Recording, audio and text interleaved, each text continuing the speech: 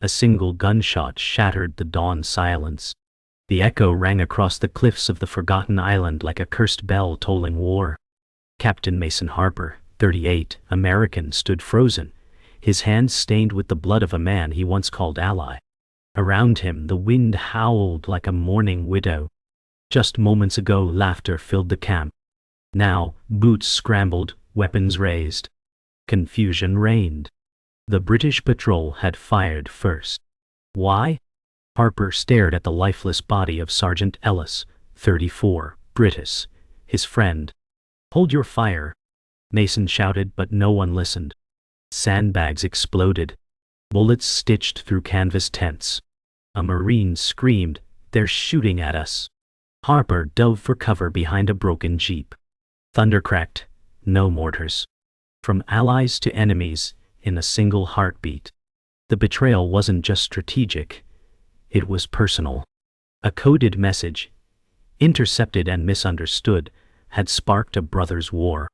The forgotten island earned its name not because it was hidden, but because what happened here was meant to be erased. Blood still fresh on his hands, Mason stumbled to his feet. His ears rang, and distant voices blurred into static. "Captain!" someone yelled, but it sounded like a ghost. He turned to see Lieutenant Reyes, 29, American-born Latino, rushing toward him, dodging fire. Reyes shouted, "We have to fall back. They think we betrayed them." Mason shook his head. "This wasn't us," he muttered. Smoke curled from the tree line, and behind it, more British troops emerged, silent, solemn, and unsure whether to shoot. The rules of allegiance had shattered. Somewhere beneath the dirt, beneath the flags, something darker had been buried. Mason locked eyes with a British lieutenant across the field. Neither fired. A single decision now meant life or death. But orders would soon come. And when they did, silence wouldn't last. Mason whispered, "What the hell have we done?" as thunder cracked again. Not from the sky, but from men once sworn to fight together. Before the island turned to fire and betrayal, it was a temporary haven. A place of shared rations, cold jokes, and uneasy peace. Just days earlier, Harper had laughed with Ellis over a can of stolen peaches. "I still can't believe you Brits eat beans for breakfast," Harper had said. Ellis chuckled.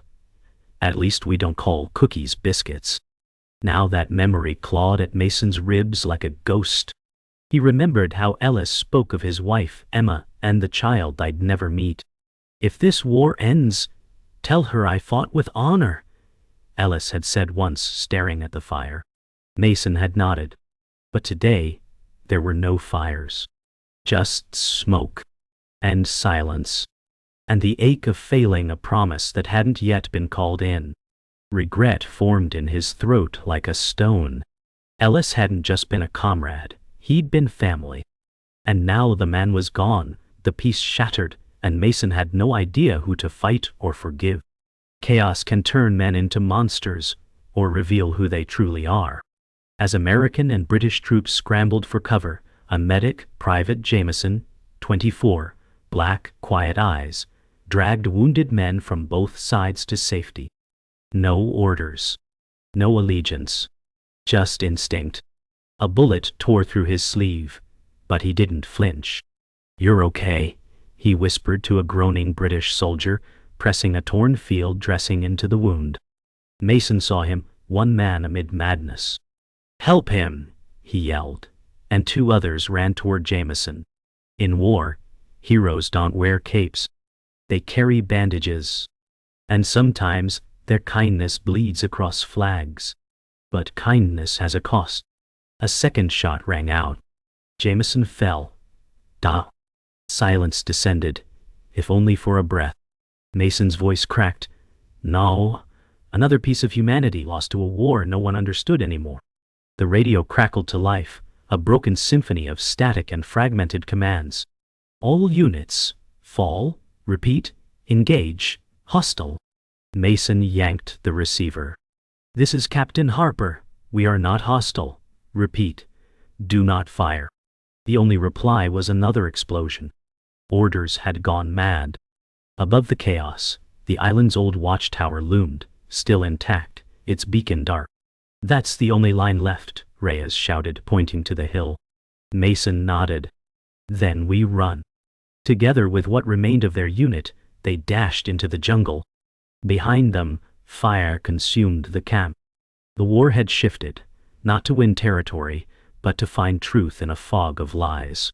The forgotten island wasn't forgotten at all. It was erased. And Mason now understood why. It wasn't the dead who haunted this place. It was the living. Captain Mason Harper moved through the dense undergrowth, his boots sinking into the wet soil with every step.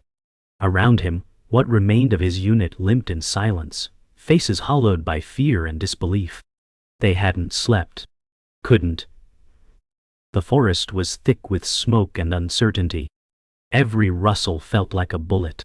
But deeper than the dread was Mason's guilt. He replayed the look in Ellis's eyes over and over. "You okay, Cap?" Reyes asked, panting. Mason didn't respond. A voice crackled faintly over his field radio. "Private Kwan, 22, Korean-American, still stationed near the eastern ridge. Sir, something's wrong here. They're jamming our comms, we're cut off." Mason pressed the radio to his ear. "Survive, we'll come for you." But even he didn't believe it. The island was swallowing them. One misstep and they'd vanish into the brush, into silence, into history's blind spot. Mason whispered, "No one's coming. We're alone." Private Kwan crouched beneath tangled roots, clutching his rifle, scanning the tree line. He hadn't moved for hours. His breath came in shallow bursts, trying not to give himself away. Static filled his earpiece, but no voices answered. "Where are you guys?" he whispered. He remembered his mother's voice the night before deployment.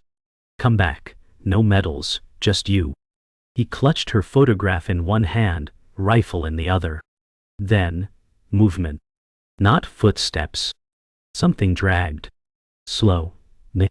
Heavy. His finger moved to the trigger. But through the vines came a British corporal, injured, bleeding, holding up a white scrap of shirt. Not enemy. Not exactly friend. Just scared. Kwan didn't lower his rifle. Not yet. Corporal collapsed in front of him. Kwan blinked.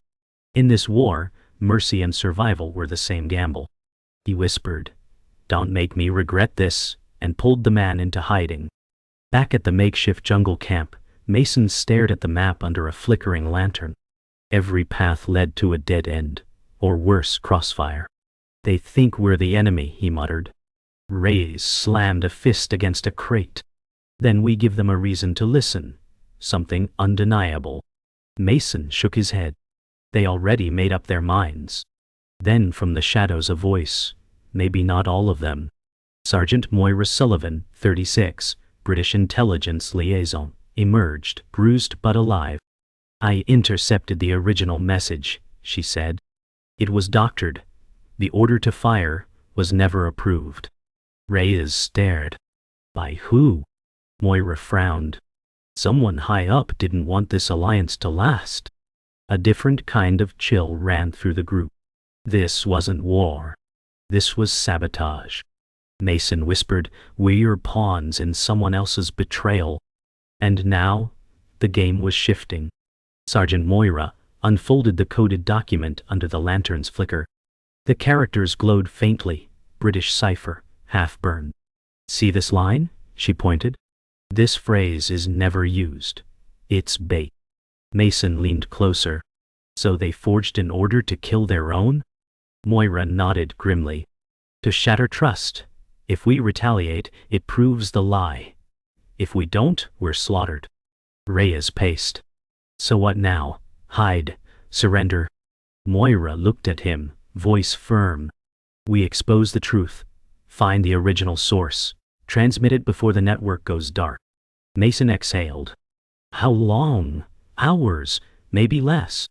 Outside, the night pulsed with distant gunfire. The clock wasn't ticking, it was sprinting. The only weapon left was the truth. But on this island, even truth came blood-soaked. Mason stood, jaw tight. Then we moved before dawn. One shot to change the war. The jungle before dawn was colder than expected. A ghost chill. Mason's team moved in silence, Moira leading them through a forgotten comms tunnel, a remnant from the early occupation days. Roots split through the walls. Rats scurried past, rusted cables. "This leads to the central tower," she whispered. "If it still works." Reyes muttered. "That's a big if." But no one turned back. Not now.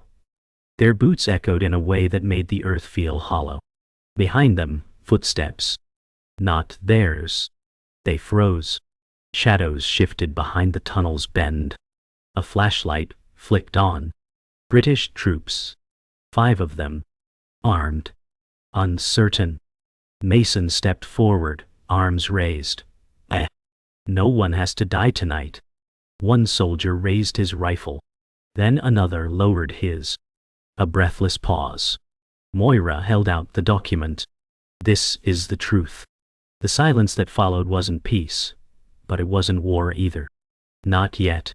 The comms tower loomed ahead, its skeletal frame wrapped in vines and rust. Once a signal beacon for Allied victory, now a decaying monument to forgotten promises. Moira led the way, navigating the jungle path with a limp, while Mason and Reyes flanked her. "What if it's been gutted?" Reyes asked. "Then we improvise," Mason replied. As they neared the base, a sharp whistle split the air. From the shadows emerged Private Kwan, mud-caked, eyes wide, weapon drawn. "Sir," he said breathlessly, "I've got a British corporal, wounded but not hostile." Behind him, the pale figure leaned against a tree. Moira studied him. "He's one of ours, from the 3rd unit." The corporal coughed blood.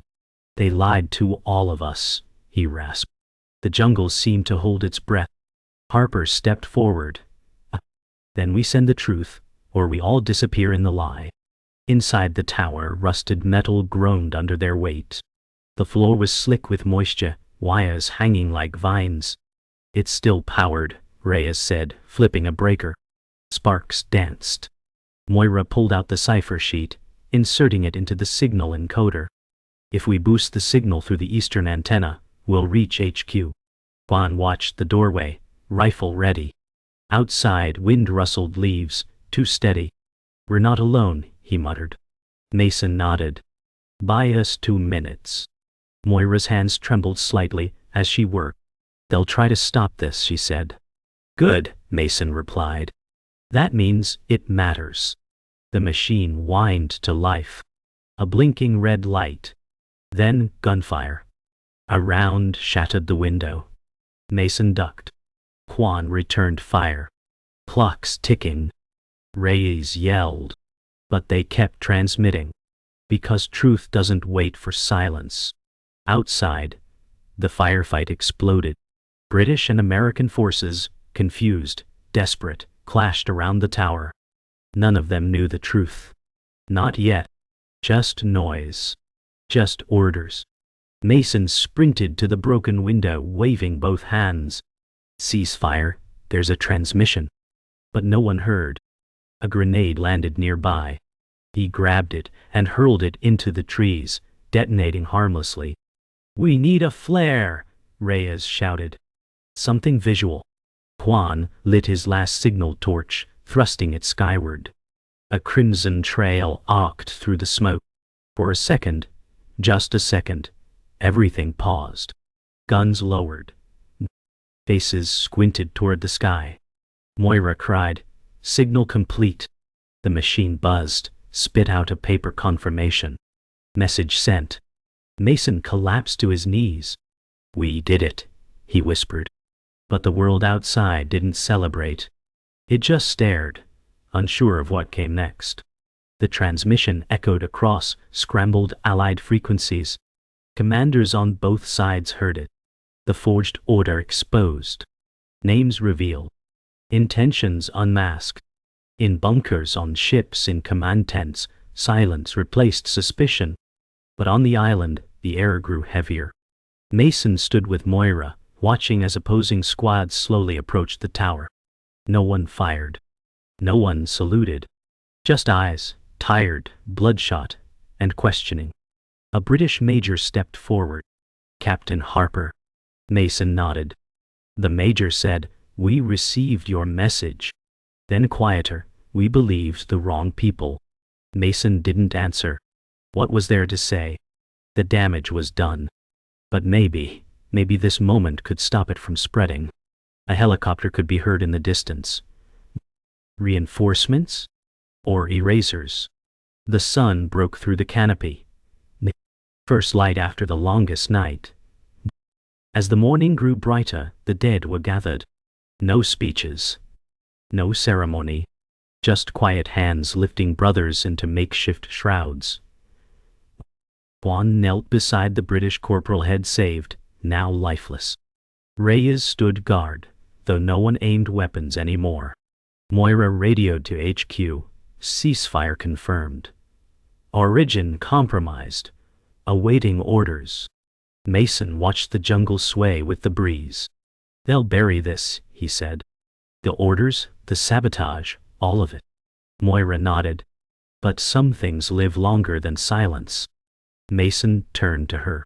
"Like what?" "Memory," she replied. And somewhere, far above them, a military jet flew across the morning sky, unaware of the ghosts stitched into the soil below. Mason whispered, "Then we remember for them. That day, they didn't win a war. They stopped one from spreading.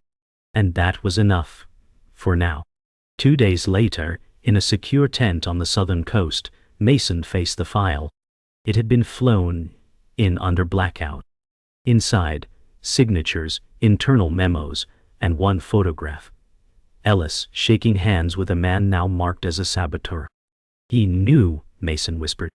Moira leaned over his shoulder. "He was my 4, embedded to observe troop morale, and redirect orders if required." Mason's breath caught. So Ellis wasn't just a sergeant. He was part of the mechanism. Moira nodded. And when he disagreed with the sabotage plan, they erased him. The gunshot echoed again in Mason's ears. Not a mistake. A silencing. "He wasn't my friend," Mason muttered, voice shaking. "He was using me." Moira placed a hand on his shoulder. Maybe he changed. Maybe friendship was the risk he took. Mason stared at Ellis's eyes in the photo. Trust had never been simple. Now, it was shattered. Later that night, Mason walked alone along the rocky southern shoreline. Waves crashed against black stone, mirroring the weight in his chest. He held the photo of Ellis, now folded and creased. "Why didn't you tell me?" he asked the ocean. In the distance, bonfires flickered from returning units. No more gunfire. Just the crackle of wood and the hum of painful peace. Reyes approached, stopping beside him. "Moira's leaving in the morning. Orders." Mason didn't answer. "You coming back with us?" Reyes asked. Mason shook his head. "Not yet." He watched as a crab scuttled over blood-stained stones. This place still has answers." Reyes hesitated. "Then don't get buried with them." He walked away. Mason remained, the photo in his hand, trembling. It was never just a battle. It was a betrayal carved into the island's bones. At sunrise, Moira packed in silence. Her bruises had faded, but her eyes were darker. "They're classifying it all," she said, not turning to Mason. "The sabotage, the message, everything." Mason leaned against the doorframe. "Ellis?" She zipped the duffel shut. "He'll be remembered as a casualty. Not a traitor, not a hero." Mason scoffed. "Neat, clean, erased." Moira paused. "They gave me a choice, promotion or silence." Mason raised an eyebrow. "And?" She looked him straight in the eye. "I took silence, because truth doesn't come from rank." The helicopter blade spun in the distance. "You could leave too," she said. "This place has ghosts." Mason stepped forward. "I think that's why I'm staying." Moira gave a small, sad smile. "Then promise me something." Anything. Don't let the truth die with us. The chopper roared. Moments later, she was gone. Hours passed. Then the radio cracked again. A voice, low, urgent, American. This is Echo 6. Emergency intercept. We have visual confirmation. Non-sanctioned burial site, Northern Ridge. Mason sat upright. He knew that ridge. Repeat, he said. Visual on what? The voice returned. Multiple graves, no markers, mixed uniforms. Mason's stomach turned. A cover-up. Secure the site, he ordered. With Reyes and Kwan, he hiked through twisted roots and slick rock. When they arrived, the stench was immediate. Shallow pits. American, British, even locals. Executed. Dumped. No battle here. Just elimination. Reyes whispered, Jesus. Kwan turned away, gagging. Mason stepped closer. A dog tag glinted in the sun. Not Ellis. But someone else he knew. They were never meant to speak, Mason said. And suddenly, the forgotten island became unforgivable. Night fell, but Mason didn't sleep. He sat by the graves, hands stained with soil, memories, and something deeper, truth. Reyes lit a small fire nearby, silent. Kwan wrote names in a tattered notebook. Mason stared into the darkness.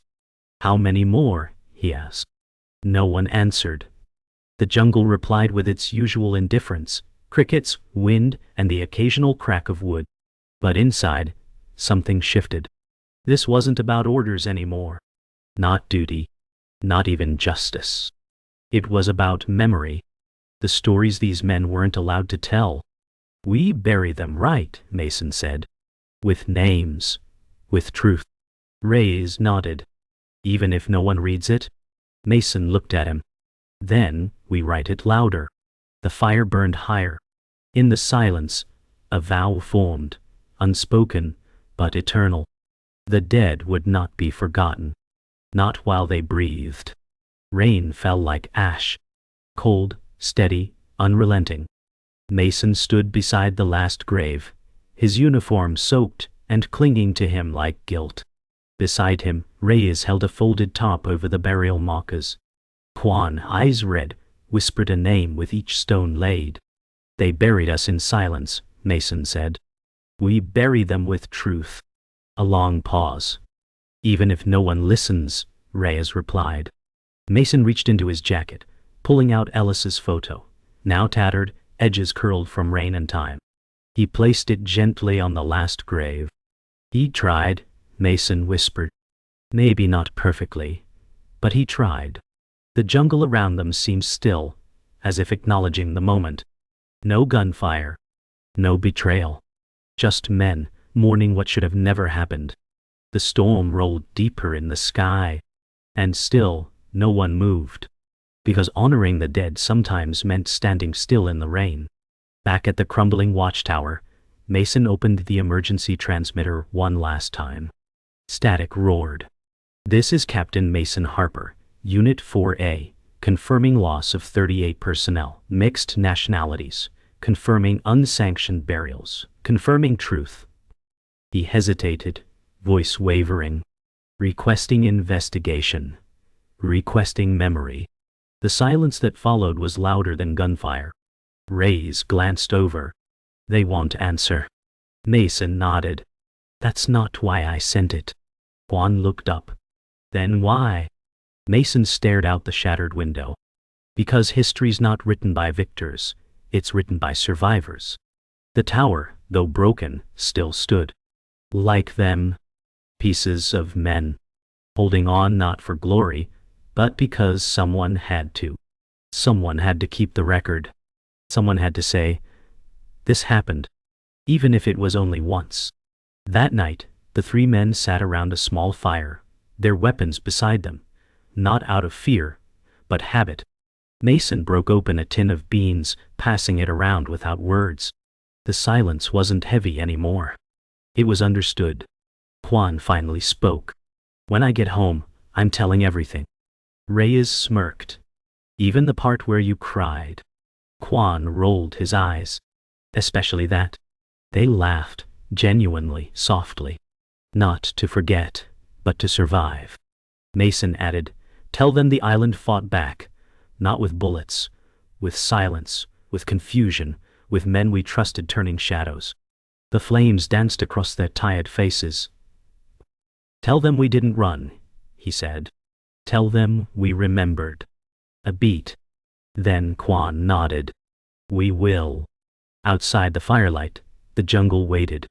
But for the first time it didn't feel like an enemy. At dawn the extraction chopper came. No cheers. No relief. Just silence as the soldiers climbed aboard. As the rotors spun, Mason turned one last time. The graves, the tower, the jungle, all still there.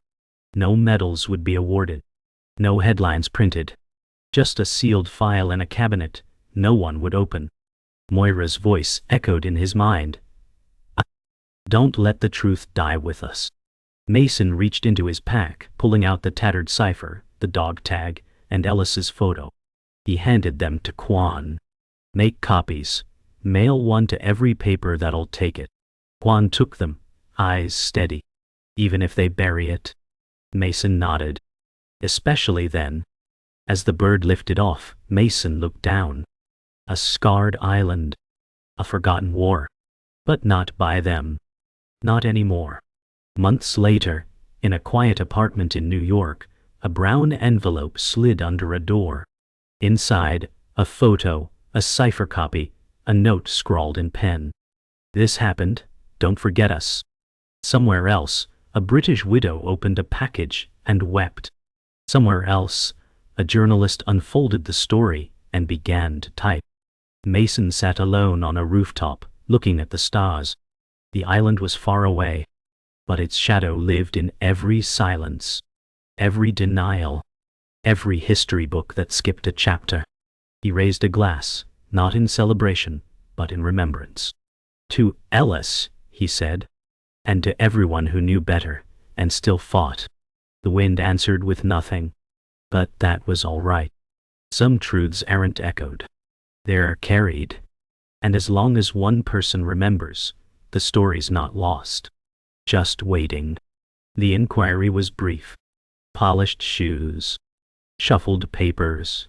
Words like containment, unfortunate incident, and strategic necessity. Mason sat in the back row of the tribunal room, suit ill-fitted, expression unreadable. No one looked him in the eye. A senior officer concluded, "No further action required. Case closed." Just like that.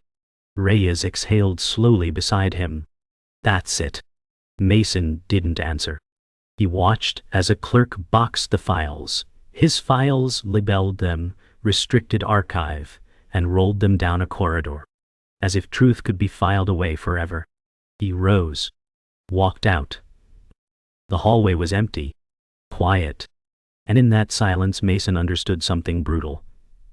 The truth hadn't been denied. It had been managed. Smothered. Made invisible. And yet it still existed, right there inside him. They may have closed the book, but they hadn't burned the pages. Weeks later, in a dimly lit cafe, Mason met with a reporter. Her name was Lila Morgan, mid-30s, sharp eyes, worn notebook. "Most of this can't be verified," she said, flipping through the papers. Mason stirred his coffee. "That's why it matters." She paused. "They'll deny it, say it's propaganda." Mason leaned forward. "Then print it louder." Lila smiled faintly. "You're not afraid?" "Terrified," he replied. "But not of them. Of forgetting." She scribbled notes, occasionally glancing at his face. "Ellis," she said, "you still believe he changed?" Mason's jaw tightened. "He died trying to." She closed her book. "All right. Let's tell your story." And with that, the silence began to crack. Not an explosion. A murmur. But enough to travel, to ripple, to haunt. The story ran on page 7. Small headline. Island incident raises unanswered questions. No beeline. No photo. Just words. Enough to stir whispers in backrooms, raise eyebrows in war colleges. Not enough to indict, but enough to survive. Mason sat at his kitchen table, newspaper open, coffee going cold. Reyes called. "It's out," he said. "You read it?" "Every word," Mason replied. They edited the names. Still real enough. Kwan was already organizing a reunion, quiet, unofficial. "They're calling us ghosts," Reyes laughed. "Not wrong," Mason said. "But even ghosts leave footprints." He pinned the article to the wall above his desk. Underneath it he wrote in black ink, "Truth, not memory, makes history." And as dawn crept through the window, Mason felt something he hadn't in months: resistance. Not rage. Just resolve. The reunion took place in a quiet field outside Baltimore. No cameras. No uniforms. Just men and women who survived something unspeakable. Some brought their kids. Others just their scars. Kwan hugged Mason tight. "Didn't think I'd see this day," Reyes added. "Not like this." They gathered in a circle. No speeches. Just a fire pit and a silence too loud to ignore. A photo of Ellis was passed around. Others too. Faces lost in paperwork but remembered in blood. Mason said nothing until it reached him. Then, softly, "We lived because they didn't." Heads bowed. The fire cracked. And without any plan or command, they began sharing names. One by one. No rank. No embellishment. Just names. The living made room for the dead. And history finally made room for them. Before leaving the gathering, Mason stepped away, walking to a nearby tree where a simple plaque had been nailed. It read, "For those the war forgot." He touched it with 2 fingers, then placed Ellis's old dog tag beneath it, half buried in the dirt. "Rest," he whispered. Behind him, Kwan and Reyes watched, silent. Mason turned. "We tell this again," he said. "Every year. So it doesn't fade." Reyes nodded. "So they stay known." A breeze swept through the grass, rustling the trees. For the first time, the island didn't feel like a curse. It felt like a wound finally healing. They had no medals. No graves in national cemeteries. But they had something far more dangerous. They had the truth. They had the truth. And the truth, unspoken, never really dies. Years passed. The island changed names, marked as a training zone, restricted, ignored. But Mason returned. Now older, gray at the temples, slower in step. Alone. He stepped onto the familiar soil, boots sinking into moss-covered trails. The jungle had grown thicker, quieter. The tower was gone, collapsed by time or design. Yet the graves remained. Weathered stones, some overtaken by vines. He knelt beside Ellis's marker. "Still here," Mason whispered. He pulled a journal from his pack, handwritten. Names, coordinates, facts, stories. "This is yours too," he said, placing it by the stone. "For what you did, and what you tried to undo." The wind rustled the trees in solemn reply. Mason looked up. They won't teach this in schools, but someone will find it. One day." And with that, he closed his eyes and listened, not for silence, but for memory. In a university archive, decades later, a young historian named Elena Winters flipped through old classified files finally declassified. Faded ink. A map of the island. A redacted report with Mason's name. A notice-war, I did begat a report with Mason's name. She paused on a photo. 3 men around a jungle fire. Scribbled on the back, "Tell them we remembered." Her brow furrowed. She turned the page and found something else. Ellis's dog tag taped to a sheet. "What is this?" she whispered. A professor looked over. "A mistake, forgotten operation, no records." Elena smiled faintly. "Not anymore." And in that moment, Something real passed between decades. Not an explosion. Not a memorial. Just curiosity meeting truth. The past doesn't scream. It whispers. And someone someday always hears it. Even buried in dust. Elena walked through the exhibit hall months later, her project now public. The Forgotten Island. A conflict within. Visitors lingered at displays, blurred jungle photos, transmission records, testimonies from Reyes and Kwan.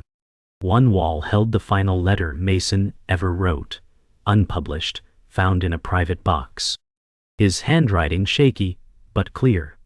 History will forget what it's told to, but memory isn't obedient. It waits, stubborn. Until someone asks. She watched as a school group passed by, their teacher pausing at Ellis's picture. "He was on both sides?" a boy asked. The teacher replied, "He was trying to be on the right one." Elena turned away, tears in her eyes, not of grief but of arrival. Truth long buried had surfaced. Quietly. And truth never rusts. Outside the museum, dusk settled. Elena stood at a statue newly unveiled, a simple stone pillar, etched with a single line. They remembered when it mattered. At its base, no names. Just dog tags embedded in the stone. Mason's among them. Reyes. Kwan. Wall. Ellis. Others too. No ranks. No flags. Just memory. As the last visitors left, Elena remained, fingers brushing the cold surface.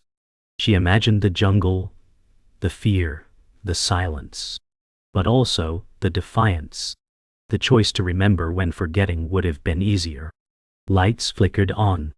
Rain began to fall. Light, steady. She whispered, "Thank you." Not to be heard, but to be felt.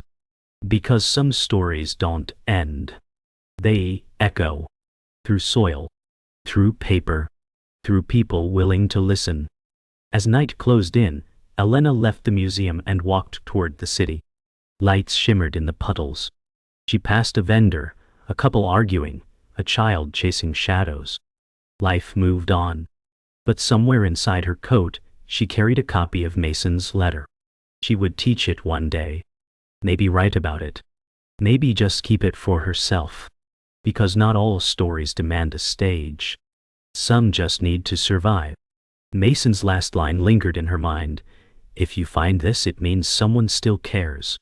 She stopped at a crosswalk, city noise rising around her, and whispered aloud, "I care."